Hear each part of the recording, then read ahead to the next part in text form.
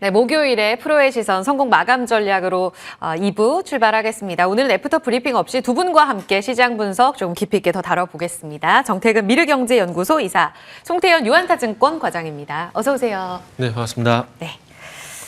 저 잘 모르겠네요. 송태현 과장님께 첫 질문 드려보겠습니다. 오늘 시장 정태근 이사께 첫 질문 드려보겠습니다. 먼저 하셔도 돼요. 하셔도 돼요. 정태근 이사님께 첫 질문으로 시장 평가를 좀 여쭤보고 싶은데 네. 오늘 시장이 엇갈려 있어요. 이제 코스닥은 거의 상승폭 반납해서 약보합에서 많이 올라오지 못하고 코스피는 IT 투톱 쏠림이다 보니까 1% 올라가지만 체감이 강하게 들진 않습니다. 이틀 전에 너무 분위기가 안 좋았었잖아요. 네. 오늘은 안도해서 좋다라고 보는 게 맞는지 아니면 여전히 시장 경계감이다라고 봐야 되는지요. 저는 경계감입니다. 경계감이고 그리고 지금 앞에 고점 확인됐다라고 보세요. 왜냐하면 3월 말부터 지금 시각이 외국인 수급으로 해석을 해주셨기 때문에 저희 그러게요. 바깥에서도 좀 이야기를 나눴잖아요. 그렇죠. 일단은 이제 뭐 앞에 브리핑이 없어서 많이 아쉬울 것 같아요. 유튜브 댓글 보니까 가수형 많이 난리지신데 저희도 아쉽네요. 저희가 해서 정말 죄송하다는 말씀을 드리고 싶네요. 그리고 제가 시장에 좋게 또 말씀을 드린 게 아니다 보니까 이수연의 브리핑을 또 기다리지 않을까 생각을 좀 하고 있습니다. 가택은으로 아니요, 이야기해 괜찮습니다. 주시면. 저는 괜찮습니다. 일단 지수 같은 경우는 일단 4월 1일 기점을 해서 저는 조금 이제 조정금에 진입했다라고 좀 생각을 하고 있습니다. 그래서 이게 참 웃긴 게 달이 바뀌게 되면서 분위기가 바뀌는 게 작년 11월 달 이후부터 좀 진행이 됐기 때문에 조금 달이 바뀌는 거에 저는 좀 민감하게 저는 반응을 좀 합니다. 작년 이제 9월 달, 10월 달 시장이 안 좋았다가 11월 달 되게 되면서 제가 미국 통계치를 말씀드렸었거든요. 그 당시에. 그리고 돌아서고 11월 달, 12월 달 신인효과 없을 것이다. 말씀드리고 한 달 조정받고 또 2월 달, 3월 달 갔거든요. 네. 그러면 이 패턴이 또 진행이 되게 된다라면은 한 달 정도 조정이 들어갈 수는 있을 것 같아요. 그리고 시장을 조정이 들어간다고 해서 또 너무 나쁘게 보실 필요는 없는 것들이 작년 11월 달 이후에 어쨌든 시장 전반적으로 종목 장세가 기저에 깔려 있다라는 것들은 기본으로 두고 그 속에서 이제 시장의 어떤 갈지자 상승과 하락이 좀 반복이 된다라고 보시면 되지 않을까라는 말씀을 드리고 싶어요. 그리고 이제 이렇게 말씀드리고 있는 부분들이 어제 이제 아시겠지만은 코스닥이 2% 넘게 죄송합니다. 이틀 전이죠. 이틀 전에 코스닥이 2% 넘게 하락을 했는데 그게 제가 봤을 때는 아무래도 하락 전환 신호로 좀 봐야 되지 않을까라는 생각을 꺾였어요. 좀 하고 있어요. 왜냐하면은 예. 코스피 같은 경우에도 날짜를 보게 되면은 이제 죄송합니다. 올해 1월 3일 날 그런 식으로 음봉이 나고 난 다음에 추세가 좀 꺾였던 기억이 있거든요. 그렇게 본다라면 일단은 종목별 장세라는 점을 감안해 보게 된다라면은 일단 코스닥이 먼저 이렇게 좀 꺾이는 게 아닌가라고 생각이 들고 그리고 코스피 같은 경우는 삼성전자가 너무나 좀 가파르게 지금 현재 올라가고 있는 상황인데 네. 글쎄요, 삼성전자가 이런 식으로 계속 상승을 할 수 있을까라는 관점에서 보게 된다라면은 삼성전자가 만약에 여기 상승세가 주춤해지게 된다라면은 과연 코스피도 과연 안전할까라는 그런 생각이 듭니다. 그래서 저는 이제 개인적으로 이런 말씀 드리고 싶네요. 지금 어찌 보면 증시는 종목들이 너무나 좋다 보니까 시장이 조금 조정의 국면에 들어간 게 안 보일 수가 있습니다. 그러다 네. 보니까 냄비 속의 개구리 이런 표현을 좀 써보고 싶네요. 무섭네요. 송태훈 과장님은 어때요? 저희 수급 이야기를 하면서도 외국인 선물, 현물 갑자기 대량 매수 들어오면서 3월 고점 시그널 우리 정 이사님께서 한번 봐주신 적 있잖아요. 모르는 아저씨가 맛있는 거 사주면 의심하고 봐라. 뭐 이런 이야기를 하셨는데 송 과장님은 어때요? 지금 삼성전자랑 하이닉스가 이렇게 신고가를 잘 유지해주고 있는데 지수는 3월 말에 딱 고점에서 꺾여 있긴 하지 않습니까? 그러면 금리 인하 기대감이 사그라든 것이 지금 시장을 조금 냉각시킨 재료로 봐야 되는 건지 그럼에도 불구하고 달러가 여전히 높은 수준인데 외국인이 또 거래소는 사고 있잖아요. 이런 부분은 긍정적으로 볼 수 있을지 추가적인 수급 유입을 위해서 어떤 핵심적인 포인트가 뭐라고 보아야 될까요? 저는 근데 생각보다는 지수는 탄탄할 것 같아요. 그래요? 네, 다만 섹터랑 종목은 상당히 위험성이 있는데 그 이유는 일단은 삼성전자의 외국인 매수세. 지금 제가 정확히 이 집계를 하지는 않았었는데 대략 3월 26일부터 지금까지 한 4조 넘게 외국인 매수가 들어왔을 거예요. 그런 말인즉슨 결국은 삼성전자도 이제 HBM 혹은 이제 D램의 업사이클로 들어간다는 걸 의미를 하게 될 거고 그런 과정 속에서 지수에 대한 탄력도가 비록 옆으로 누울 수는 있겠으나 이런 부분이 급락으로 이어질 가능성이 상당히 적어 보인다라고 생각이 되는 근거는 거죠. 뭐예요? 네. 일단은 전자가 사실 전자를 제외하고도 지수를 이제 움직일 수 있는 부분이 상당히 많아지는데 그럼에도 불구하고 이제 전자만이 사실상 모든 반도체에 좀 이름이 있다 하는 종목 중에 못 움직이는 건 전자밖에 없거든요. 근데 그 말이 사실은 어떻게 보면 어폐가 있는 말이 될 수밖에 없어요. 왜냐하면 전자라는 이제 플레이어 자체가 계속적으로 이 AI에 대한 관련돼서 아무런 역할을 못할 것인가 이런 부분을 생각을 해봤을 때 그렇지는 않다는 거죠. 이 마이크론 같은 경우에도 사실상 이제 HBM 권역으로 들어가게 되면서 주가에 대한 타격도 엄청 강해졌었잖아요. 그런 부분이 이제 삼성전자에서도 충분히 나올 수 있는 부분이 생길 것이다라고 생각을 하고 있어서 지수는 많이 흔들릴 수 있는 부분이 있기는 하겠지만 네. 그 지수에 대한 부분이 생각보다는 밑으로 뭐 좀 약간 하방도? 탄탄해지는 이런 부분이 나올 가능성이 상당히 있다라고 생각을 해볼 수 있는 것 같고 네. 다만 이제 트리거가 될 만한 것들은 첫 번째는 삼성전자의 실적입니다. 전자가 위아래 다 변곡점을 만들어낼 수 있는 재료예요?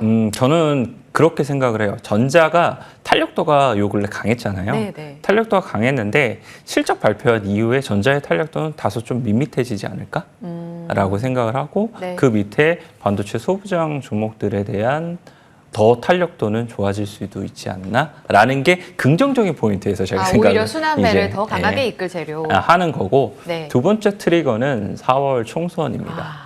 이 4월 총선 결과에 따라서 네. 사실상 밸류업이 더 강해질 수 있느냐 없느냐 이거 상당히 중요한 문제거든요. 만약 밸류업이 다시 한 번 더 강해지는 그림이 나오게 되면 네. 또 수급에 있어서도 지금 퍼져 있던 수급이 다시 거기로 집결이 될 거잖아요. 그렇게 되면 그 관련돼서도 지수에 사실상 도움이 될 만한 섹터와 종목들이 많아요. 거기 보면 금융이라든지 자동차라든지 이런 종목들이 많기 때문에 그런 부분에서도 지수는 어느 정도 단단해질 수 있는 부분이 있을 텐데 그렇게 되면 반도체는 약해지겠죠. 어쩔 수 없이 뭐 이런 부분을 좀 생각을 하셔야 되지 않을까라고 생각을 하고 있고요. 네. 그리고 4월 말쯤으로 가게 되면은 글로벌 기업들이 이제 실적 발표를 하게 될 텐데 네. 그건 정말 큰 방향성에 있어서에 대한 이제 트리거가 되지 않을까라고 생각을 하고 있습니다. 알겠습니다. 4월 총선 중요할 것 같아요. 밸류업 그리고 반도체 지금 시장을 든든하게 받치고 있는 핵심인데 여기에서 삼성전자의 실적이 일단 긍정적으로 봤을 때 다소 좀 잘 나와도 삼전은 주춤 오히려 중소형 밸류체인의 순환매를 기대해 볼 수 있는 이 시나리오까지 두 가지를 말씀해 주셨어요. 그리고 글로벌 기업 실적까지. 삼성전자를 포함해서 반도체 이야기를 조금 더 들어보겠습니다. 내일 잠정 실적 발표 나와서 방금 말씀해 주신 대로 가장 중요하게 봐야 될 것 같은데 오늘 KB증권에서 삼성전자 11만 원 그리고 SK하이닉스에 대해서 대신증권 22만 닉스 국내에서 이렇게 업사이드가 나왔습니다.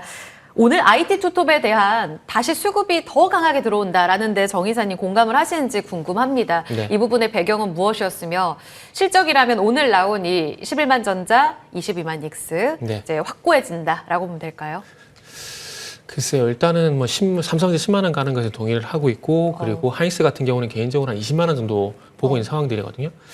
근데 중요한 건 기울기라고 생각을 하고 있습니다. 이런 식으로 이제 가파르게 그러니까 중요한 건 삼성전자인데요. 삼성전자가 아시다시피 지금 3월 20일부터 지금 가파르게 상승으로 진행이 되고 있습니다. 그러니까 삼성전자까지도 어찌 보면은 이제 대형주 중심이었던 지수를 이끄는 그런 역할을 맡긴 게 아니라 그러니까 지금 시장 어떤 현상 그대로 삼성전자도 개별주로 만드는 그런 모습인 것 같아요. 최근에 아시겠지만 반도체도 그렇고요. 그리고 최근에 바이오도 그랬었고 이렇게 급등하는 현상이 상당히 많이 나왔었잖아요. 근데 삼성전자까지 그런 현상을 만들고 있다 보니까 참 이렇게 강한 뭐 제 개인적인 생각입니다. 뭐 어차피 개인적인 생각이고 제 의견을 말씀드리니까 그렇게 언급을 드리지만 이렇게 가는 건 길게 가긴 힘들다라고 봅니다. 그러다 보니까 잠정 실적 발표가 어찌 보면은 또 이제 선반영의 어떤 빌미가 될 가능성이 있지 않을까 하는 그런 걱정이 솔직히 돼요. 정말 이런 뉴스는 안 나왔으면 좋겠어요. 4월 5일 날 시작 발표하고 난 이후에 4월 5일 당일 날 이런 뉴스가 안 나왔으면 좋겠습니다. 어떤 뉴스냐면은 잠정 실적 선반영 뭐 이런 뉴스가 저는 세론으로 개인적으로 안 나왔으면 좋겠어요. 가장 최악의 시나리오다. 네. 안 나왔으면 좋겠고 그러다 근데 너무 네. 좀 이렇게 가파르게 갔기 때문에 좀 쉬어갈 필요는 있는 거잖아요. 속도감에 그쵸. 있어서. 쉬어갈 필요가 있는데 이게 항상 기울기를 봐야 되거든요. 네네. 이게 완만하게 기울면 조정부터 완만하게 떨어지지만은 이렇게 가파르게 올라가게 되면은 네. 떨어질 때도 가파르게 떨어진다는 게 문제죠. 예를 들게 되면은 삼성전자가 이제 그 작년 12월 말경에도 아시겠지만 8만 원 부분까지 올라갔었거든요. 네, 그렇다가 빠질 때도 똑같은 속도로 빠졌어요, 기울기가. 그러면 지금도 마찬가지로 이렇게 올라가다 보면은 하락 막 혹시라도 정말 재수없게 하락 전환되게 된다라면은 반대로 이런 현상이 나올 가능성이 있다라는 거죠. 그렇게 본다라면은 그게 굳이 좋은 그렇게 되는 게 맞나라는 생각이 드는 거죠. 그리고 그 앞으로 가보게 되면은 네. 포스코가 13년 만에, 아니 16년 만에 70만 원을 다시 갔었거든요. 근데 이 포스코하고 삼성전자 같은 경력이냐고 이렇게 질문을 하실 수도 있습니다. 하실 수도 있는데 제가 포스코를 굳이 꺼낸 이유가 뭐냐면은 네.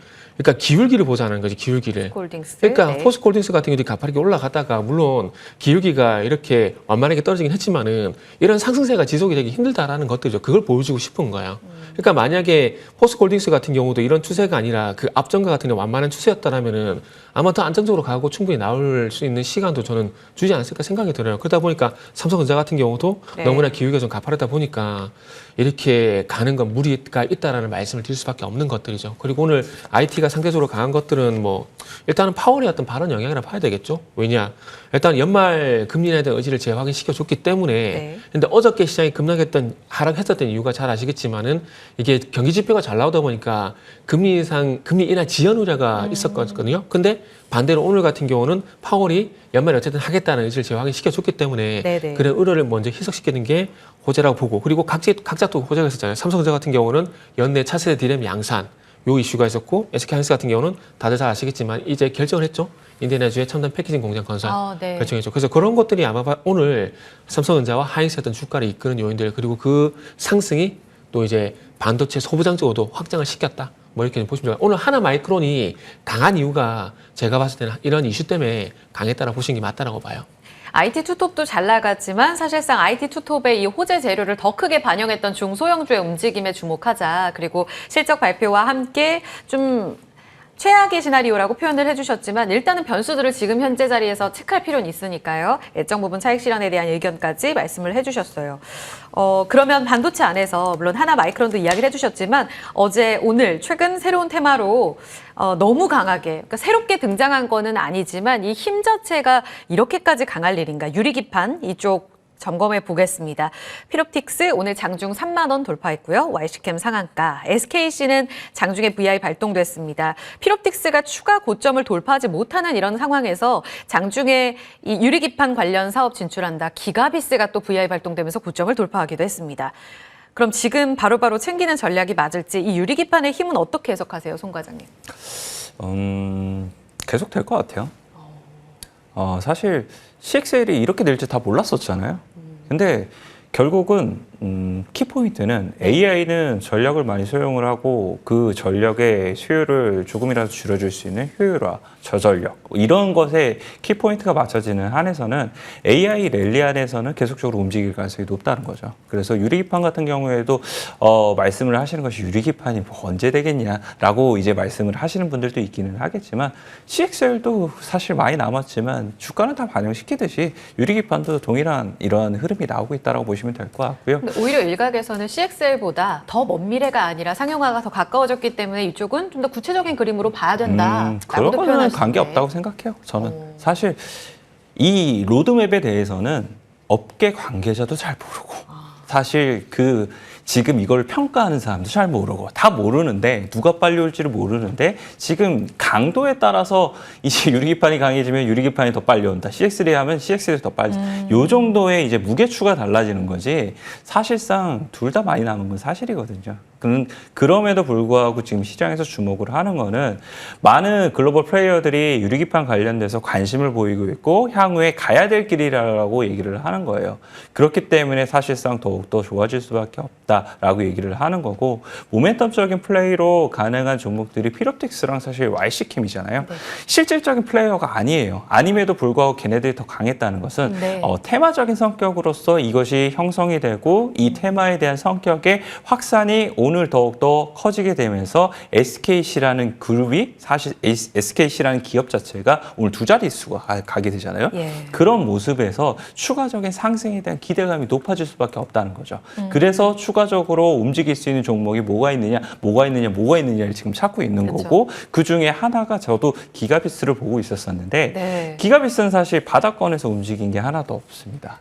이 기가비스는 원래 PCB 장비 업체인데 네. 그 장비 업체가 사실상 기판에 들어가는 거예요. 기판에 들어가기 때문에 당연히 자연스럽게 유리기판 관련돼서도 얘네가 플레이를 할 수가 있겠구나라고 생각을 해볼 수 있었는데 공교롭게도 이제 SKC 쪽으로 이제 검사 관련된 샘플 테스트를 완료를 했다라는 뉴스 보도가 나오게 되면서 보다 탄력도가 있어졌다라고 보시면 될 것 같고요.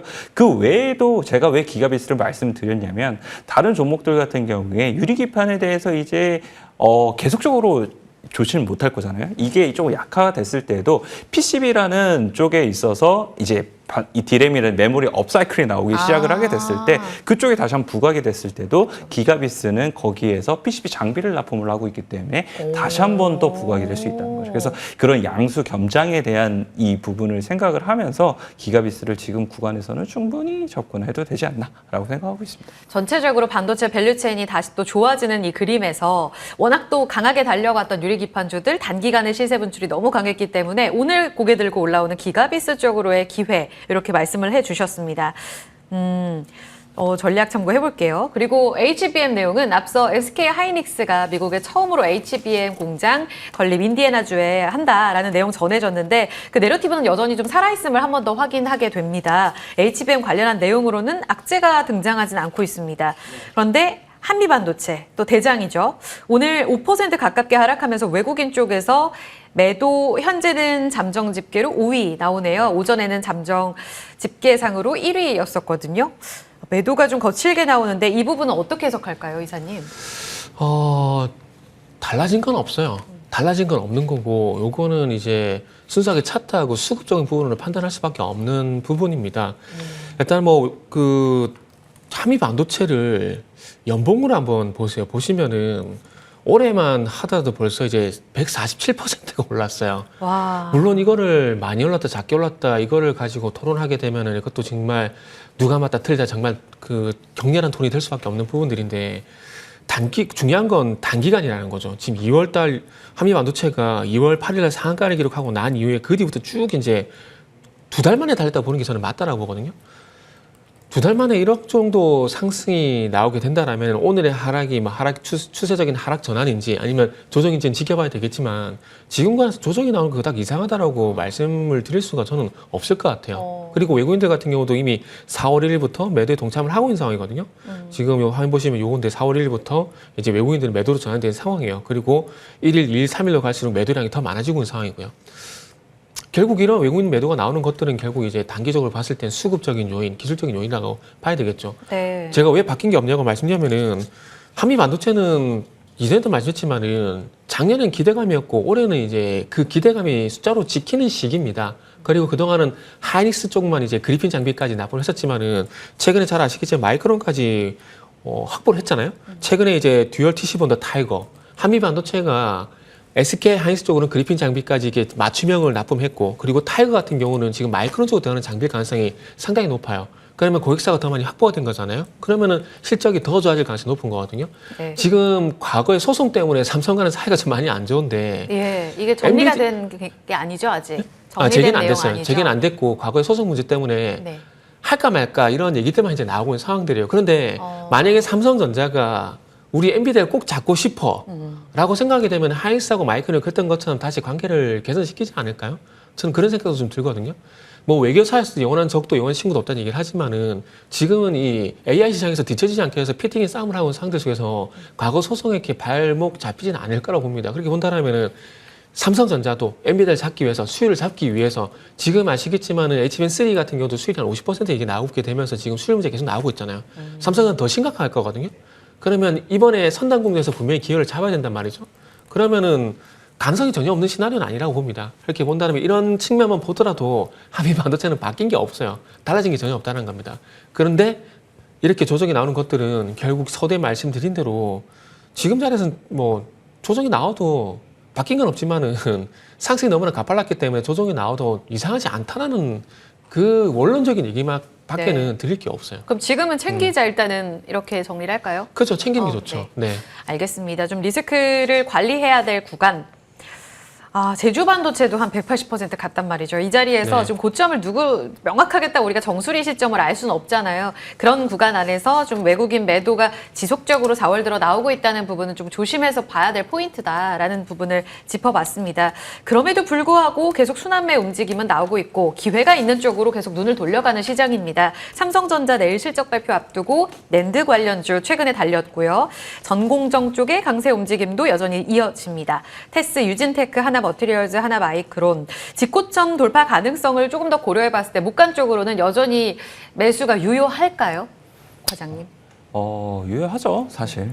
그 논리 자체가 HBM이 성장을 하면서 AI에 관련된 부분에 수요를 자극하게 되고 그 수요의 자극은 결국은 메모리 업황 턴이 된다. 이거잖아요. 네. 그렇기 때문에 메모리 업황 턴에 대한 가능성이 높아지면 높아지게 될수록 지금까지 사실 버려졌었던 소재라든지 전공정 장비 업체들에 대한 주가는 좋아질 수밖에 없어요.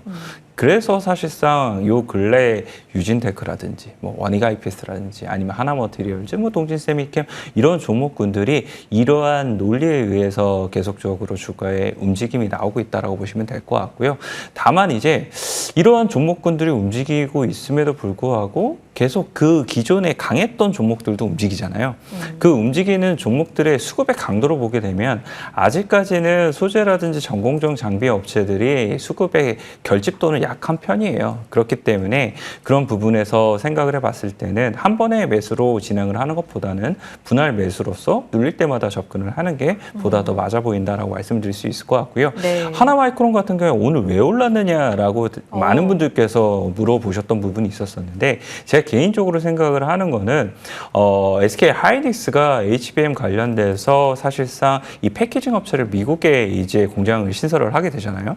그렇게 되면 하나마이크론이 사실상 외주를 SK 하이닉스 쪽으로 받는 부분이 있게 되는데 네. 그 관련돼서 가동률에 대한 부분이 어느 정도 담보가 됐었기 때문에 실질적으로 다시 한 번 더 공장을 그쪽에 증설을 하는 것이 아니냐 이렇게 생각을 해볼 수 있는 것 같아요. 그래서 하나마이크론의 베트남 공장이 결국은 가동률적인 측면이 훨씬 더 잘 올라올 수 있겠구나라고 시장에선 받아들이는 것 같고요. 그에 따라서 이 이슈가 나올 때마다 사실상 이제 들썩들썩 거렸던 이유가 이런 이슈에 의해서 움직임이 나왔던 것이 아닌가라고 생각을 해볼 수 있는 것 같고 네. 그와는 반대로 삼성 쪽에 있는 패키징 업체들 같은 경우에는 오늘 그냥 밋밋하거든요. 한 4~5% 정도거든요. 네네. 그래서 그런 차이가 좀 눈에 보인다라고 말씀드리도록 하겠습니다. 그러니까 탑픽을 딱 정해놓고 종목을 공략하기보다는 삼성전자 실적 발표, 호실적 한 번 더 확인하더라도 중소형 쪽으로는 계속 수혜를 받을 수 있기 때문에 조정시 매수 관점으로 종목 다 같이 봐도 된다는 말씀이신 거죠? 만만한 건 이제 전공정이나 소재.